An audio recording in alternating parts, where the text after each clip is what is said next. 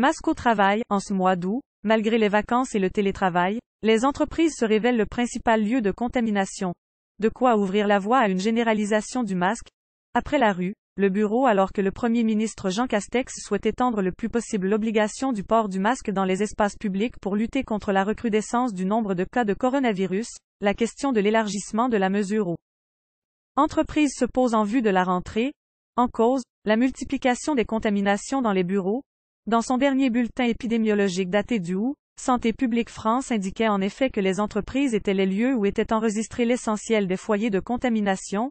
Selon l'agence sanitaire, parmi les 609 clusters recensés depuis le déconfinement, 22%, 134, se situaient dans des entreprises privées et publiques, là où le port du masque n'est pas obligatoire lorsque l'entreprise ne reçoit pas de public.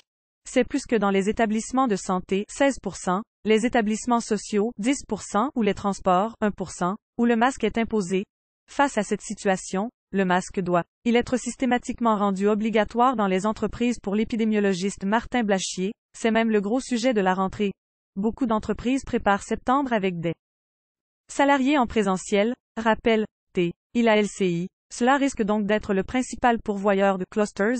À ce jour, selon le protocole sanitaire mis en place par le ministère du Travail, le port du masque n'est obligatoire que dans les situations d'impossibilité de respect ou de risque de rupture de la distanciation physique d'au moins 1 mètre.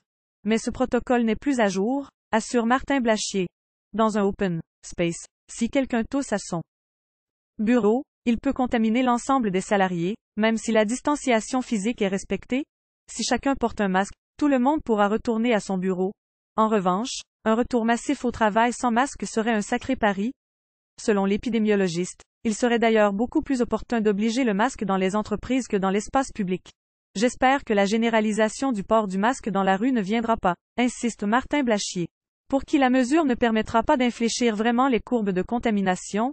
C'est donc l'obligation en entreprise qui va être discutée, car il va avoir une augmentation des clusters. Naturellement, cette décision va s'imposer. Pour autant, tout le monde n'est pas de cet avis. Dans un communiqué publié ce mercredi, la Confédération des petites et moyennes entreprises, CPME, s'interroge sérieusement sur le durcissement éventuel des mesures déjà prévues. Imposer le port du masque de manière systématique et en toutes circonstances dans toutes les entreprises semblerait, à l'heure actuelle, excessif, indique l'organisation patronale. Exiger par exemple d'un salarié seul dans un bureau qu'il porte un masque aurait sans doute peu de sens et serait difficilement applicable. De plus, il serait étrange de laisser une marge d'appréciation au préfet sur les mesures à adopter dans l'espace public de chaque département et, dans le même temps, de généraliser une telle obligation à toutes les entreprises sans distinction du contexte épidémiologique, continue la CPME. Reste désormais à savoir de quel côté le gouvernement penchera avant la rentrée.